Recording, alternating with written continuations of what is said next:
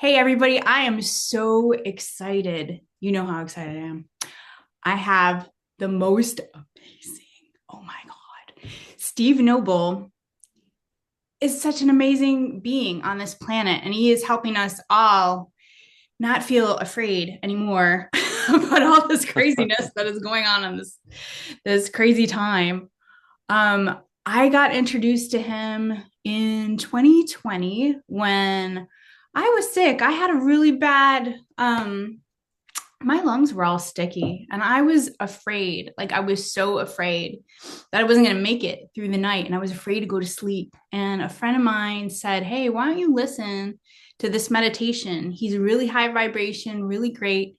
And so when I put it on, it made me feel like there was angels surrounding me. It made me feel like I was safe. It made me feel like I could rest in the energies and the frequencies of the meditations that were going on around me. And so I felt held.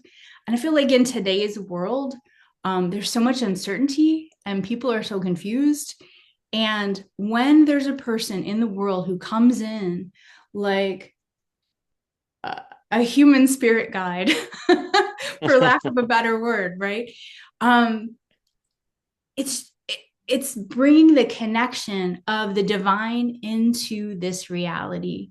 And I feel like we need to honor these people that come into our lives that just help us gain a new perspective, but also help lift us out of that confusion and out of that darkness. And that's why I'm so excited to have Steve here today. I just wanted to share his life and his work with you because my goodness, isn't it great to know that there's amazing people like this out in the world? Thank you so much for joining us today, Steve. Oh, pleasure. Thanks for having me. Thank you for your introduction. I sometimes forget in America, you get these amazing introductions. In England, it's a bit more toned down. Like, Oh here's no. Steve. Yeah. In America, it's like the most amazing, the most incredible. And I'm like, whoa. Yeah. Okay. I have to get used to it. The vibe of the American introduction. Yeah. Thank you. Aw. Yeah. I mean, what you do is so important. And I think it's funny. We all live on the same planet, but we're all living in different worlds, I think. Yeah. So it's Yeah. fun to see um it's fun to experience soul family. You know what I mean? Like when there's soul family that happens, um, and we're able to communicate on that same level, like that just gets me so excited. So that's why Yeah. it's like, oh yes. It's very important, isn't it, to meet people on the similar the soul family, similar vibe. For me, community is super important, which is why I do what I do, and I've done what I've done in the past as well, building communities. And now it's online, but in the past, I was kind of more focused on, actual people you can hug in the room and that kind of thing. But now I realize, hey, let's just use the internet and reach out to everyone around the world. I get very excited because I look at all these statistics and I see, hey, people in Japan, Iceland, hey, people are, Saudi Arabia listening to me. I would have thought they'd have banned me there or some, but no, apparently not. You can listen to me in Saudi Arabia. And America's a huge audience because there's a lot of high vibe Starseeds in America because America needs it because of the nature of the country, the nature of the power structures and the things which are going on in America, because America is such a pivotal country really at the moment. And you're going through even more shifts right now. So yeah, a lot of teachers, I think the majority of spiritual teachers, channels are all, and Starseeds are in America. So many there. I'm just hanging out in Britain, having tea and watching you guys doing what you're doing, helping to change the world. Oh man. I feel like um it's so funny. The grass is always greener everywhere else. Like us in America, we're like, oh, those people in England, those people in India, those people. And then we like, oh, Bali is the place to be. Like everyone's Bali. like, right? It's Yeah, like, like the promised land is always somewhere else. But yeah, I guess what I'm learning lately is the promised land is right here. It's within, yeah, right?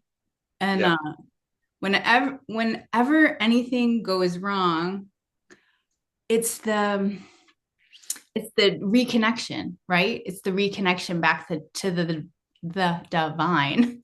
Yeah, isn't it like Glinda said, home is where is it home is where the heart is? Isn't that the Wizard of Oz, where she wants to go back to Kansas, and it's like basically wherever you are, you can find home.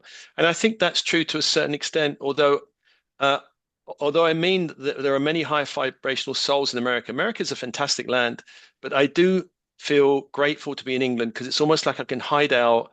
I can, sit in my little seaside town, do what I do. Nobody bothers me. There's not too much going on around. Whereas in America, it's quite volatile now. So I think if I was in America, I'd be, shaken up a bit more than I am.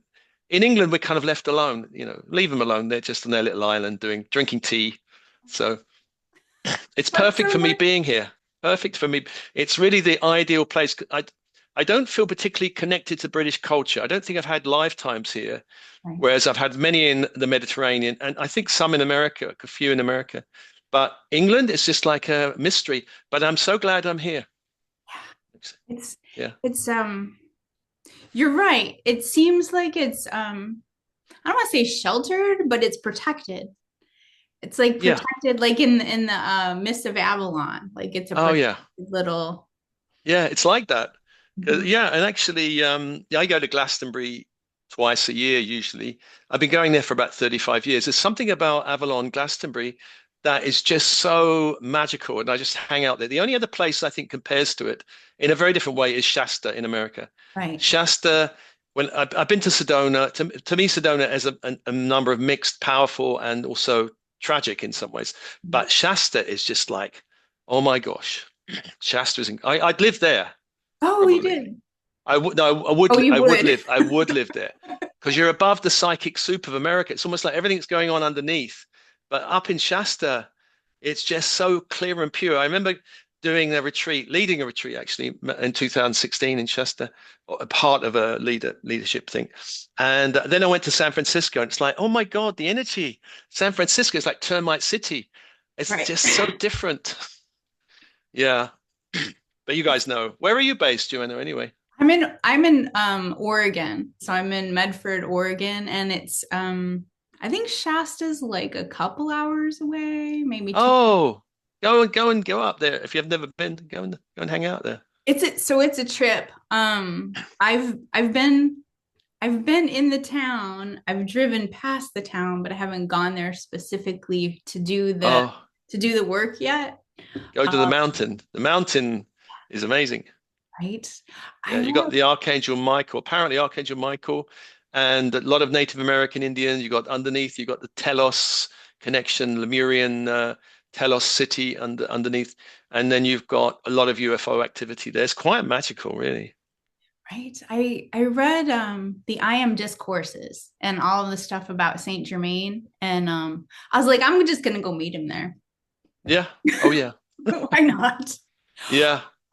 That's what I wanted to ask you about. So I was looking at one of your interviews, and you were saying sometimes your guides come in and they work with you, and then they go off again.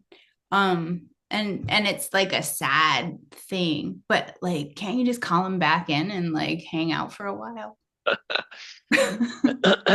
Well, yeah, I kind of fall in love with some of them are more intense than others, and some I remember well, who is it? I remember having a love affair like Sekhmet. Because I'm quite Oh, interested in the Greek, Egyptian pantheons and Celtic. yeah. And it's almost like the work I do kind of crosses over from the Egyptian Greek, which I find very powerful because it's very connected to Europe, and the Celtic. All of that is very connected to the land I'm in, and um, and then the kind of star seed and the angelic, and then some more practical ones like emotional healing or something more like clearing a chakra or something. So I find they cross over in many many ways, but I do get connected sometimes with I don't know, like a group of Arcturians or Pleiadians or something, and then they're there for a while, and then the message delivered, and then right, job done, off they go. And it does seem like my role is not to kind of fall in love with one group, and some people just channel Michael Right. or Arcturians.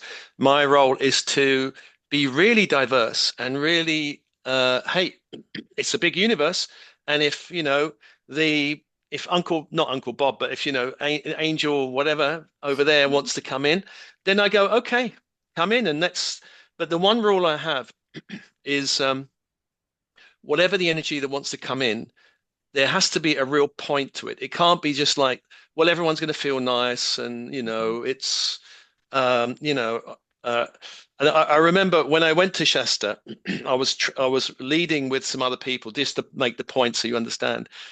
And the guy who's running the retreat said, "Okay, you and this other guy are going to do a 2 hour slot here and together." And I said, "Oh, great." And I spoke to the guy. "Okay, so what are we going to do? What's the focus?" He went, "Oh, well, we'll just see, we'll just flow, and we'll just see what happens." Huh. And I'm like, "No, no, that's not what I'm going to do. I'm going to tune in and I'm going to know what I'm going to do."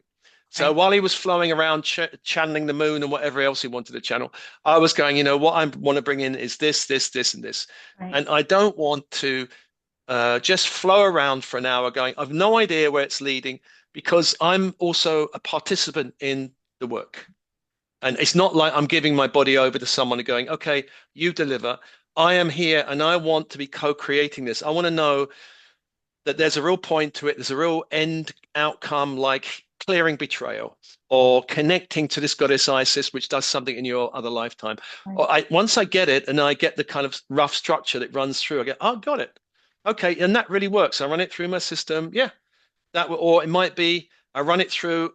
There's something missing, so it's actually almost like a like dung dung dung dung down a program, and there's something goes dung. There's missing. What is it? And because no channel or no is 100% perfect, but Sure. if I do that, then I'm more likely to make sure I get everything that needs to be included. That. I And I love think that. that's why people say it's powerful because I'm not just channeling and just, Right. I'm running it through my system and going, yeah, I feel it. And a lot of these are what I need. So Right. I'm getting the, I did one recently, let me see, quantum disentanglement. Hmm. And it came to me this concept of quantum disentanglement. And I'm like, well, I've heard of quantum entanglement, but what is quantum disentanglement? So I then went and researched what is quantum entanglement. I got, oh, right, I get it. And then I kind of connected and got this whole thing and go, oh, well, we can get just like entanglement means, two, you know, um, um, atoms or something can start being, connected and pull each other. And so two beings, or a being in a situation, or a being in an ancestor. And I went, oh yeah, that makes complete sense. So we can get all this entanglement with people. I like the word entanglement because it does describe a lot of what I think is actually going on, even with an ancestor or Mhm. another lifetime. We can be entangled in another lifetime. Right. So this one came through, and I went, okay, we have to get all the bits: ancestors, other lifetime, formative years, maybe with family, anything else, and get all the bits right now. What do we do with it? And I have to sit, what do we do with this entanglement? So there was just trying to remember it now. One of what was it? They kind of go once I've done them. But anyway, there was a sequence of how we release this entanglement, and then I've put it out recently. I think it's had about 5,000 plays in a couple of days, or 8,000 or something. That one's really super popular. I think the term also is very intriguing. And then another one came, and it's like this is so random. After doing quantum entanglement, I got connected by this dragon energy, and it was a very specific, because I think there's very different types of Right. dragon energy. And this one was one I had not felt before, but it felt very gentle and beautiful and yin and feminine. And I went, okay, but what's the point of this connection? And we got, okay, creating safety sanctuary, Right. because it's very important, because in the world, lots of people don't feel safe. So Mhm. I created that one. That one's going to come out generally in about, well, next week probably. Right. So yeah, so and it's random, quantum disentanglement. And then we're going over to these snow dragons. And then we're going to go over to there's another one that's going to come out, which I've done, the goddess Vesta. Now, I don't know if you know about the goddess Vesta. The name is familiar, but I don't know what Ah, she does.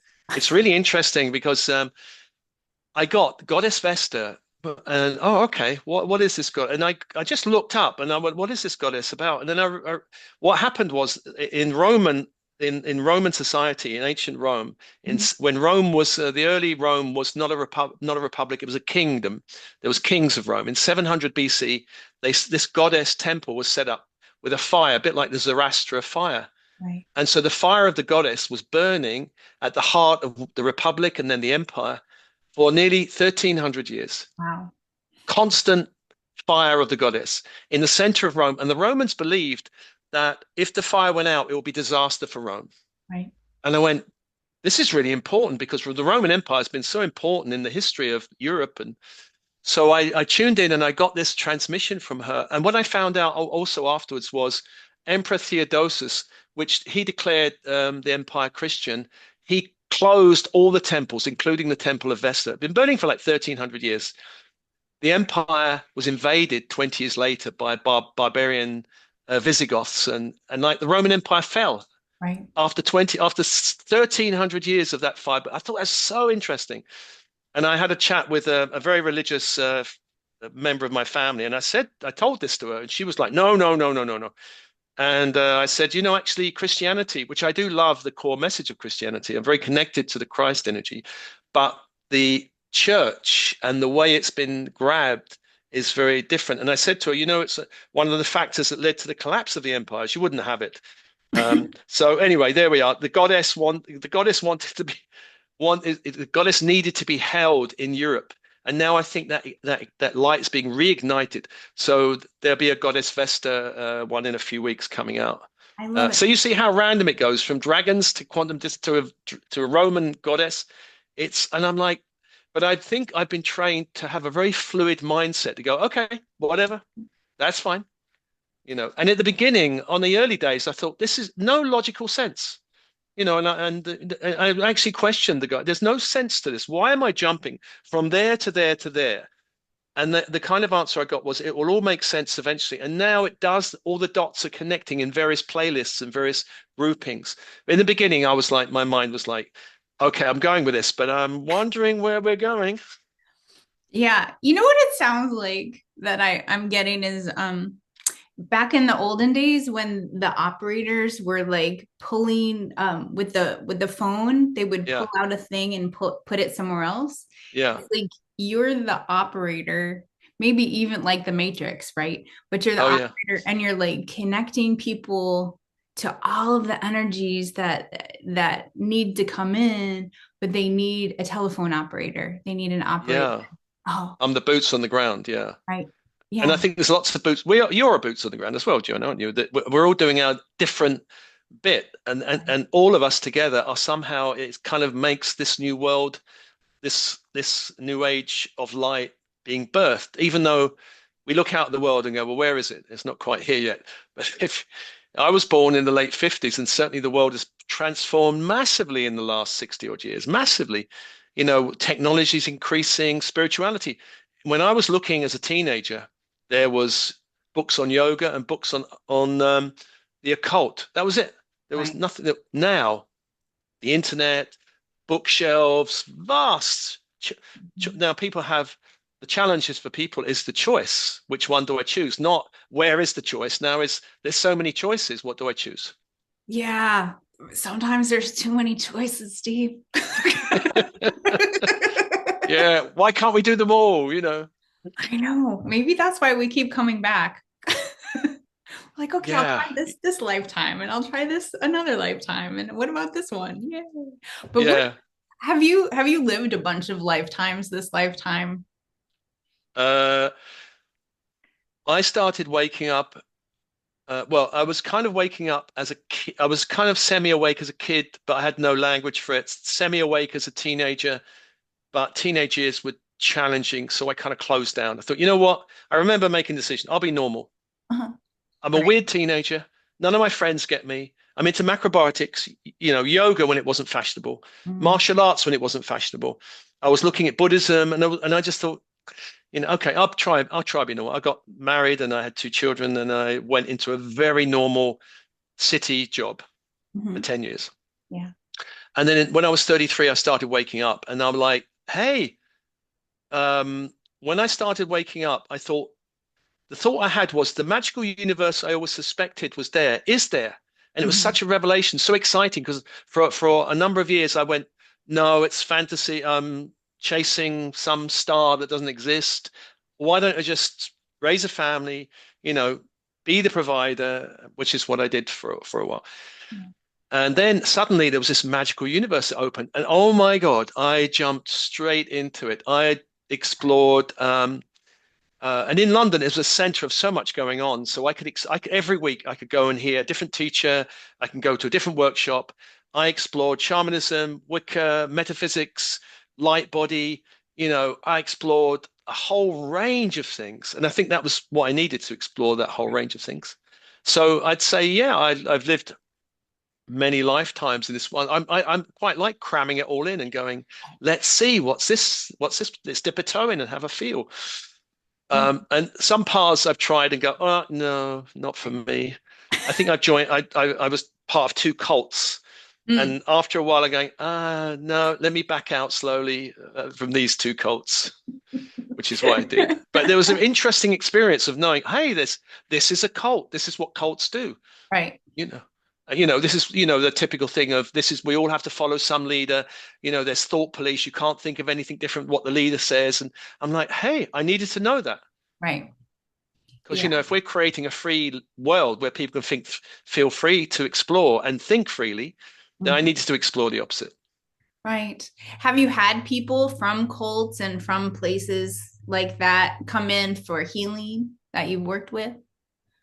Yeah, I've had people from cults, also had people, I suppose, mostly from teachers that I would say, and most teachers are fabulous, and most channels are fabulous, but there are some which are, that they look good and they may sound good, but they may not be that great to Right. experience. Yeah.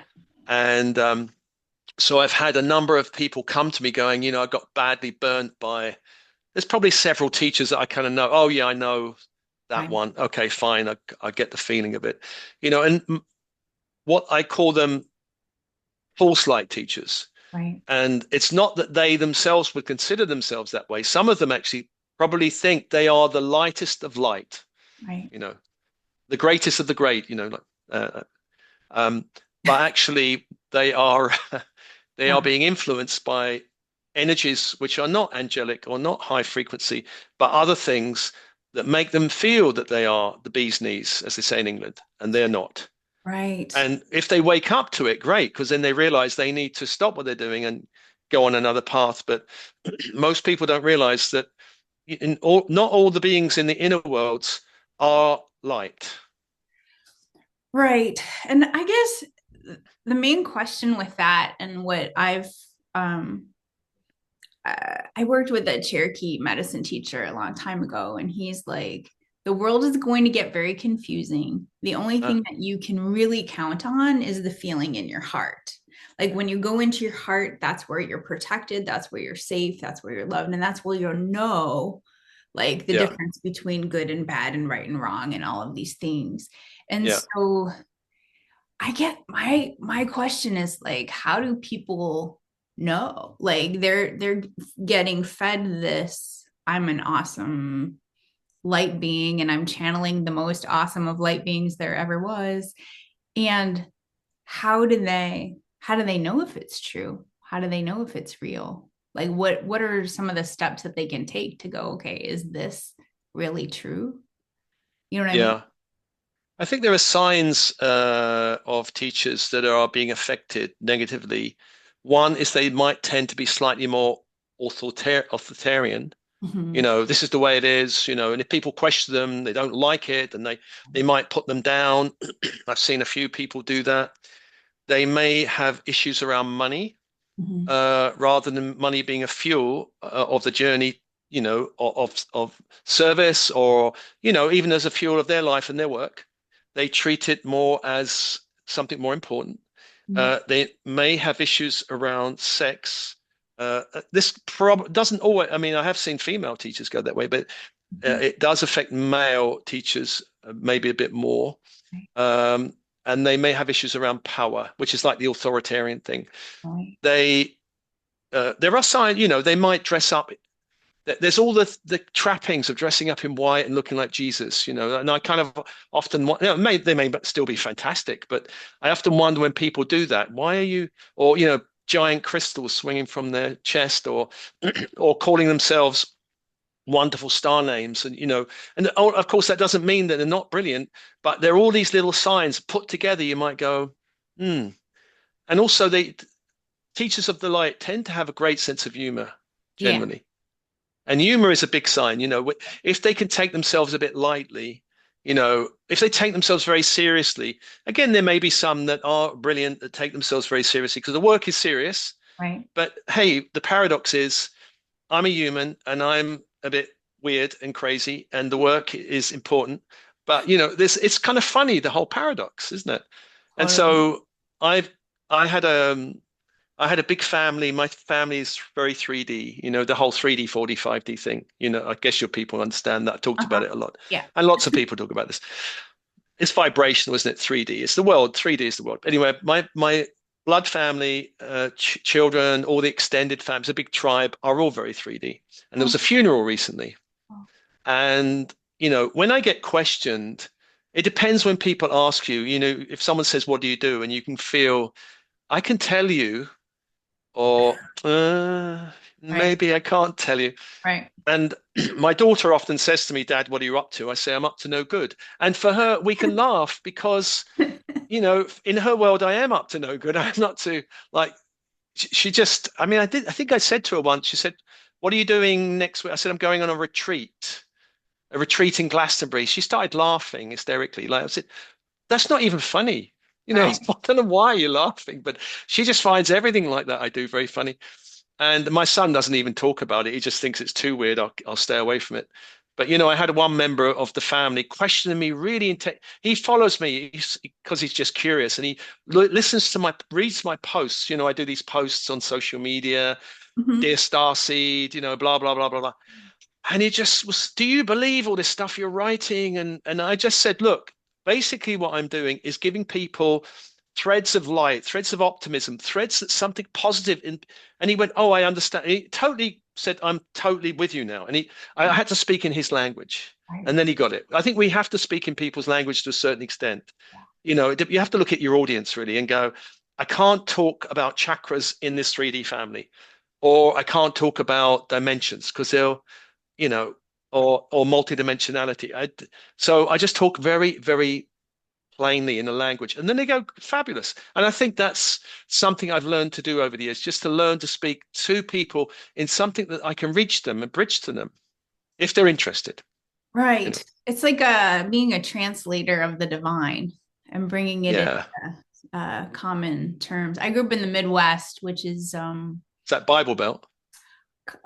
kind of Kind in of. like near Chicago. So yeah, they were just Oh, okay, um I don't know, normal muggle people or something. okay, And okay. just regular. But I moved to California and I learned Reiki and all that stuff. Mm, I came back with learning this Reiki and I'm like, oh, like let me talk, and my I had a friend and she's like, you're not Jesus, and I'm like, it's Reiki. It's like Jesus taught people to heal and oh, okay. but it was, oh God, long, long, long, many, Yeah, many years ago before it was right popular. But I feel like it's so much more people are a little more open to it yeah, now than ever before. And I remember when I was first learning about all of this stuff, I was like, oh, everybody wants to learn healing. Everyone wants healing. Everyone wants to learn all this stuff. And then you learn quite quickly that no, everybody does not. And I was like, oh, okay. And yeah, I think the thing that helped me the most was this. I was traveling in Hawaii and I met up with this guy and I said, well, I said, my biggest fear is to be um homeless and crazy. And he oh goes, yeah, oh, crazy. He goes, honey, we're all crazy. He goes, you have to find the people that are crazy the same way you are. yeah. And That's a good one. right? And I feel Yeah, like that's the thing. That's what we're doing. We put our stuff out into the world so that we can meet those kindred spirits. That we can speak to those. We're not really trying to change anybody's mind, right? We're just trying to be like, hey, here's some light if you want some. Why not? Yeah. And people will gravitate to you who are meant to gravitate to you, and people will be repelled that are meant to be repelled. And I think, on the path, this metaphor of the path we talk about, isn't it? There's awakening. Right, And we talk about awakening because they're sleeping, a bit right, like the Matrix. People are asleep. They're not sleep, they're unconscious. They're not aware. They're just like, 9 to 5 work, and this is my life. But when you start waking up, there's a lot, the universe suddenly gets bigger. And there's this metaphor of a path, which is almost like there's some destiny or some guiding where you're going or where your higher self wants you to go. And there's also resistance to the path, where the ego, the fear of homelessness or fear of craziness is our ego minds, which are 3D mind. We're trained in 3D world, so we have a 3D ego. And this is the challenge. We're moving along the path, which is kind of 5D and beyond. And the ego, which is 3D, goes, oh, no, no, I don't understand that path. You ain't going there. I'm going to trip you up, dissuade you, distract you, throw all the fears up that you can go. I had the fear of homelessness, actually, when I was making a big life choice about should I follow my heart and just follow work that's in line with my heart, or should I do a well-paid, stressful, boring job? And I got the answer to follow the path. And but as soon as I got the answer from the universe, it was one of those Nike t-shirts someone was wearing, just do it. I thought, right, should I resign from my job? And I got the t-shirt the next day or day after, just do it. And it hit me like a thunder. What? That's the answer. But my mind discounted it immediately. And I remember my mind going, are you crazy? Are you going to give up this well-paid job because of a t-shirt? Are you mad? I remember the voice started going, and then I went, yeah, oh yeah, I can't resign from this job from a t-shirt. It's ridiculous. But then within a minute or two, I saw the same sign in someone's window. I was just drawn to it. Just do it. And I thought, you know what? I've asked the question. There's the answer. I'm just going to resign. right, And I resigned. And next morning, there was a double rainbow. It was like, I thought, hey, the signs and synchronicities. But my 3D mind did still, and I think it's a process of the mind relaxing, isn't it? The mind slowly relaxes into, oh, well, she's not been sectioned yet. Joanna hasn't been sectioned yet. They haven't thrown her. She's not gone homeless yet. Okay, maybe it's okay. We can relax a little bit. I was still watching out for if it's too weird, and I think that's what happens. The ego itself starts getting upgraded into becoming perhaps a 4D ego, more aware of energy, more aware, and it's not quite so resistant and gripping. But then into 5D, there's again this shifting and releasing and relaxing the ego mind. We don't get rid of the ego. right. Some paths say we get rid of it, or we kill it, or we destroy it, or we ditch it, but we don't. I don't believe we do. I believe our personality, which is all our humor, our quirkiness, our fun bits, our playful child bits, our weird adolescent bits, they all come with us, but in a different, higher vibe way. So I'm much more interested in bringing the ego along as an ally than as a kind of screaming child. Come on, and Yeah. the I ego mean, for some people will be like that, screaming, kicking all the way. Judy, sometimes I think of like the body is like our inner child almost, and the Yeah, ego is the part of us that it kind of protects us in a way. Like yeah, I've been trying to like physicality, like how do we like, bring this all together? Um, it's but it's the reason, like our body's the reason we get to be here. Our ego is the reason we get to be here. It's like we're all coming together as a collective, our inner child, our higher self, our angels, our guides, everything. Like we have a yeah, whole team. And just a little side note, I remember thinking, oh, I'm so alone. Like I have to do this path alone. And then I was just listening to a meditation about you talking about the different directions and the angels and stuff. And I had this like really dark night of the soul. And in the morning, when the sun's coming up, like I was closing my medicine wheel circle and I was like devoking, I guess, for the better word, of going through the directions again, because I had called them in at the beginning of the night. And then I was saying thank you at the end of the night or in the morning. And when I got to the north, when I got to the north, I saw like hundreds of thousands of guides. Oh. And there were all these little animals, like Mm, as far as the eye could see, right? And I was like, how could I think I was alone here? mm, There's so many guides, there's so many angels, there's so many um, beings that want to help, yeah. and but we forget. Yeah. But the meditations like yours helps us to, oh yeah, that guy, oh yeah, that angel, oh yeah. And so it reminds us to be like, yeah, you can call on these, you can call on these Yeah. beings anytime. Yeah. We're Yeah. not alone. And there's thousands, countless numbers of help. Right. The thing you're saying about the body and the inner child, I, in a lot of magical traditions, and it's something I really think is important, they have this concept of the body elemental. Mm. That the body, so our essence, our soul, incoming soul, who you are, Joanna and Steve, that goes on from this body to another, dimension, and then perhaps comes back again. Mhm. But the body is held by a slightly different consciousness that's actually becomes part of us, and it's kind of elemental in nature. It loves the trees, it loves the earth, it loves the rocks, because that's where the body comes from the earth, and Right. the body elemental is a consciousness of the earth. And it's almost like we can equate it to our unconscious mind. We can equate it to the child within, the kind of magical child within. And which is the part of us that loves to go climbing trees in the woods and singing. It's the part of us that thinks the world is magical.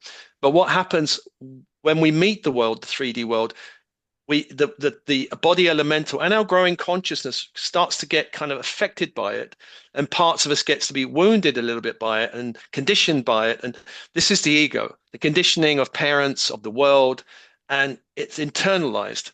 So the body elemental internalizes a lot of our parent voices. And so when we hit something, what we tend to do, a challenge, we hear the mother voice or the father voice go, no, no, no, no, no, you can't do that. This is all the critical voices that we all have, these critical voices. And we need to when we heal the inner child, once we heal the wounded child and the wounded adolescence parts of ourselves, those wounded parts, we can start to access the magical parts of our body elemental, which is truly magical. And this is why religions have got the wrong idea, because they say purge the flesh, deny the body, deny your emotions, rise above, and some spiritual parts, transcend but we don't transcend. We we are in the body. We have to love the body, embrace the body, and connect with the body. So, just as a practical thing, um, if I go to the dentist, for example, my body elemental doesn't like dentists much, and I start to get nervous. But what I found is if I put my non-dominant hand on my sacral, which is the core of the body elemental, and I speak to my body elemental, telling it, it's almost like telling it what is happening, because it doesn't always understand what's happening here. I tell it it's okay, we're going for healing, they're going to do this, and then the body calms down, and sometimes I'm in the dental chair and my hands on my sacral breathing, and I don't think they're noticing, which is probably good. But it's good to have a chat with our body elemental. And the higher self, if you think of there's kind of three important selves. The higher self, which is kind of our higher perspective, higher energy, the conscious mind, which is our, personality, conscious self, and the body self. These three are like railway carriages that if they're all in alignment, the higher self, the personality, who we are, and the body, the train goes along happily, Mhm. following the higher self. But usually it's the body elemental that's kind of a little bit off the rails, then it's a bit like, no, no, I'm scared to go. Or even the body elemental might have access a memory from other lifetimes where we were hurt and harmed. And he Right. goes, no, I'm not going there. And so it's okay. Even though I was hung and burned in those lifetimes, Right. it's all right now. And then the body elemental does kind of get it and go, oh, you sure?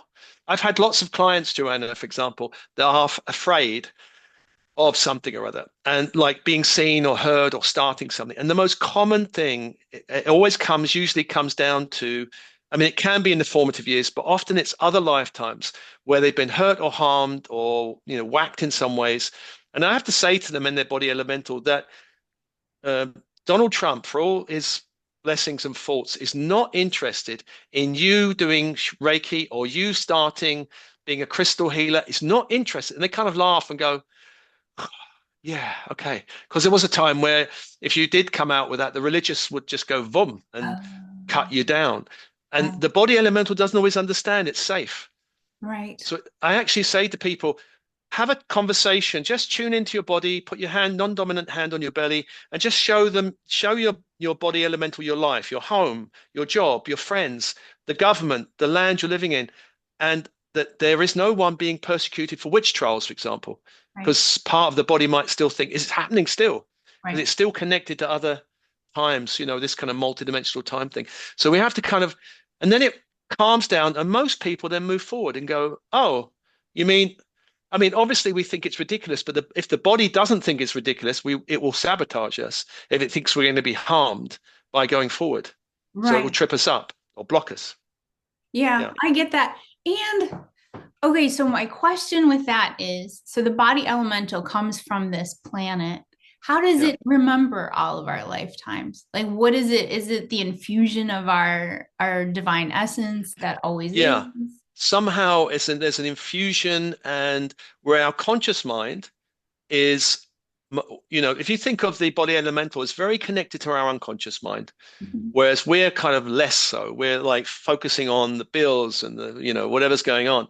But our unconscious, our body elemental is very connected to the unconscious mind and can connect, especially when we start spiritually awakening, it even more is able to connect. Right. Uh, if we're not awakened spiritually, it doesn't bother because it's not really a concern. But the moment we start, it starts being able to tap into and go, whoa, burn life, you're burnt there, you're tortured there. You were like, whoa. And Right. then it starts to go, what? It starts to go, no, no, no, no, I don't think this is safe. Safety is a real big issue for many starseeds. Yeah. I'm not sure if you mentioned safety earlier on. I think you did say something about safety. Yeah, I mean, it's there's so many chaotic things going on right now on the planet, and it could make us feel unsafe. But Yeah, what I've been realizing is like the only time I actually do feel safe is if I'm connected to source and my yeah, body. So if I connect everything up and ground myself into my body, and my body feels safe and I feel connected to divine source, there's nothing like, I mean, you're tigers okay. coming along and I'd be like, meh, it's fine.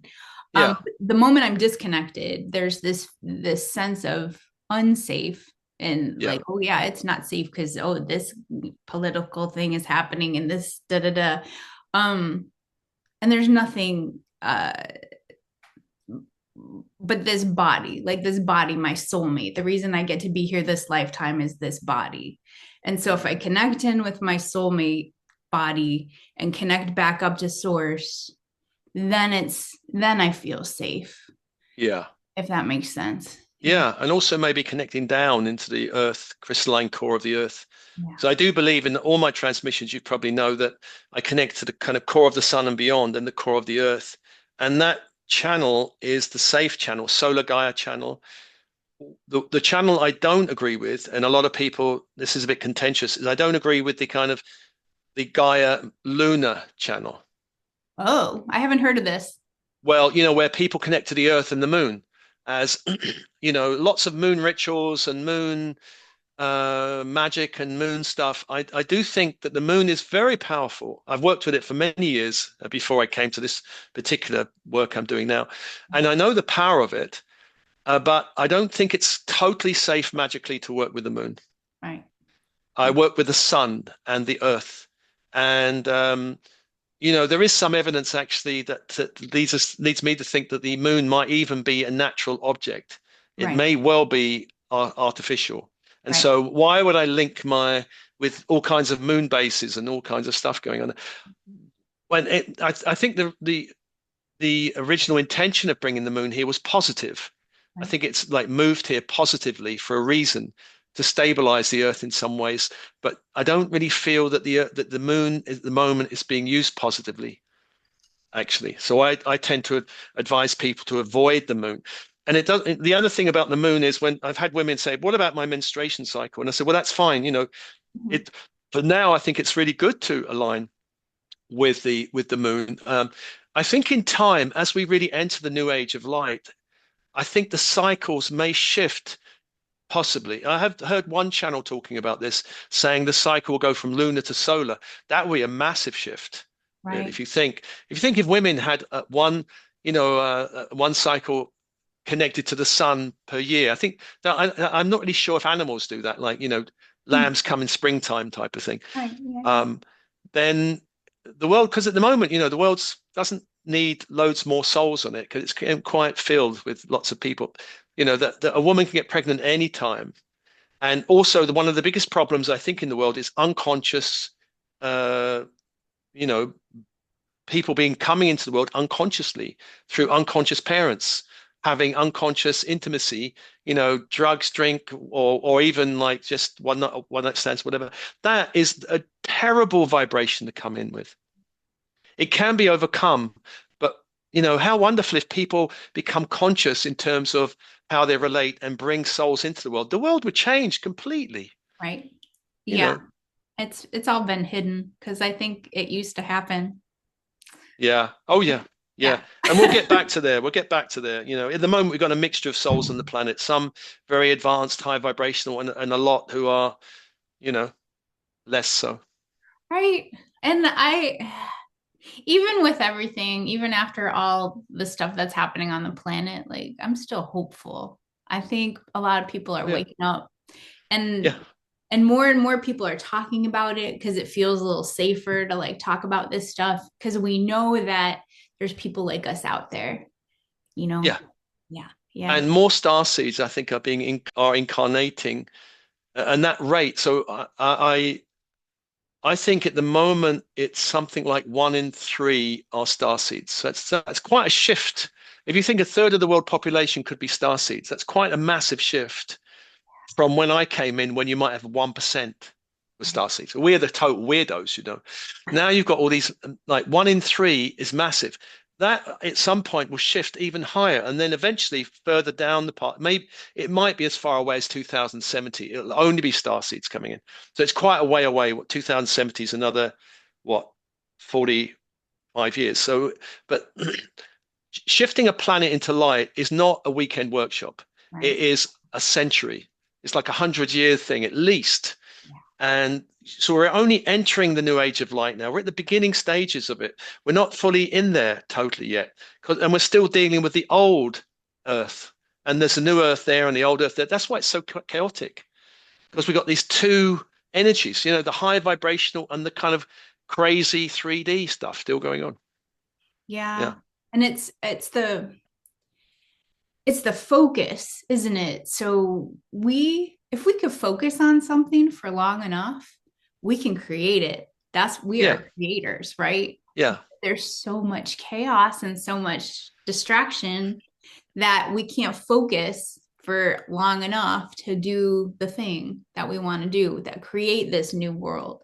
But the meditations for sure, I think help train us to know that we can create this. And every time you listen to a meditation, every time you go into that space, you're creating a stronger and stronger neurological pathways that are creating the world that we're looking for, right? Yeah.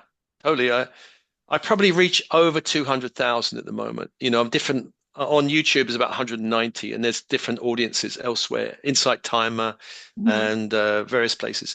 So that sends out a wave of, I mean, they're not all doing it at the same time, but if I can get thousands of people all focusing on light and certain things and anchoring in, that's my job, really, to get this mass of people to somehow tune into possibility and higher light and grids and angels um, and shift out. I mean, and also there are people who are going through difficult dark nights and all kinds of things. And sometimes they say to me, "Oh, it's really lifted my day or shifted me out of something," and so I feel my job is being done. And also, I think in my own life, I spent many years working on myself, meditating for 4 hours a day, connecting, doing healing workshop, doing all this. And now my work has shifted into, as I help the world, I also am feeling shifted. Right. I'm feeling the shift. If I work with a client, I feel the shift as I work with them. It's almost like my work has shifted more outward, even though all the work is inward. But it's kind of weird, really. I spent 30 years just doing all this internal stuff, and now I'm kind of out doing it. It's very different. It's different, It's but so it's true. very exciting because I realize I can help to shift, put a little wave across the world. Me and many others are doing this, creating these waves which are all anchoring a new earth and Mhm, trying to dissolve all of the old. Hollywood is a magical making machine. If you've got millions of people watching a film mhm. of possibility, like Avatar, for example, or even the first Matrix was brilliant. Or Arrival. These brilliant films coming up, which are very high frequency, it counters all the nonsense that's being put out deliberately by Hollywood. The money's going in there to fund because they know if you can focus enough people on dystopian futures or tragic futures or whatever, then you're helping to create it. Right. And these dark forces that are on the planet are aware of this. Try and get the mass of people to focus on nonsense. And my job's the opposite. Let's get them to focus on what's real. Absolutely. So the Soul Matrix, the kind of is it a school? Would you call it like a school maybe? Uh, Right? It's what is it? What is it? Well, I do sessions, I do regular classes online. I've got all the YouTube stuff. There is a membership site in the YouTube stuff for people who want to go a bit deeper, but there is still over 600 videos which are freely available. Um, so I kind of guided by I don't know what to call it really. I just call it's kind of the work. Right. I don't know what to call it. It's not really a school at the moment, even though I do regular classes. I don't know if I call it a school. Maybe. I don't know, actually. Yeah, right. Haven't I know, had that words. thought. What is it? It's something weird that I'm doing. I mean, yeah. I mean, when Jesus was around, he was just teaching people. He didn't say, this is the deep dive school of enlightenment. He just was like, hey, maybe you want to learn some things. Maybe Yeah. here, have some love. I think the other thing, one thing that I really run as a principle is I want the work to be accessible, Right. which means it's mostly free, and the little bit which is paid is very reasonable. There is no course that costs of dollars or thousands of dollars. There is nothing that is out, you know, beyond most people's reach. I think the most expensive thing I've got at the moment is probably a retreat in Mhm. Glastonbury, 4 days, which is about 495 sterling to come for 4 days. So, but it's all accessible. I'm not charging like $5,000 to come and do a retreat. That is the principle. It's really important that it's mostly freely available. And even if people just listen to the free stuff and never come, that's fabulous. Great. Listen to it. That's not meant for you to be hooked into some long program or long. I don't have mentorships or anything like that. So it's really we're doing the work together. That's the thing.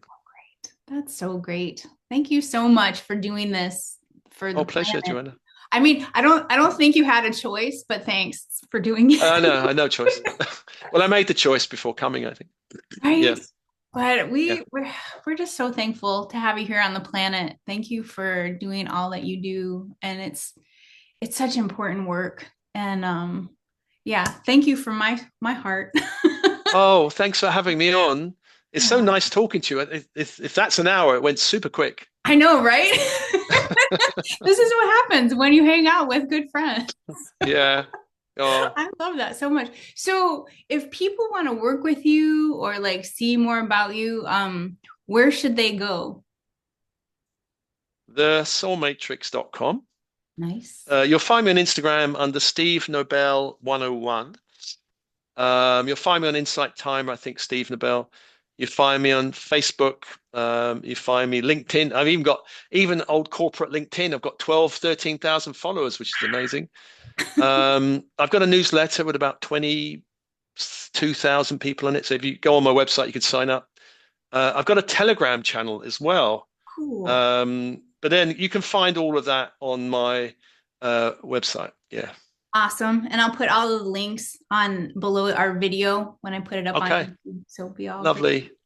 Yay. Thank Oh, you so thank much for you. hanging out with me today. I so appreciate you. Oh, it's lovely. Lovely meeting you, Joanna. Thanks for Yay. connecting. Yeah.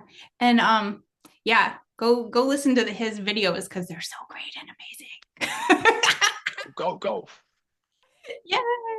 All right. Well, we will talk to you very soon. And thanks again so much. I really appreciate you. So much love. Oh, thanks, Joanna.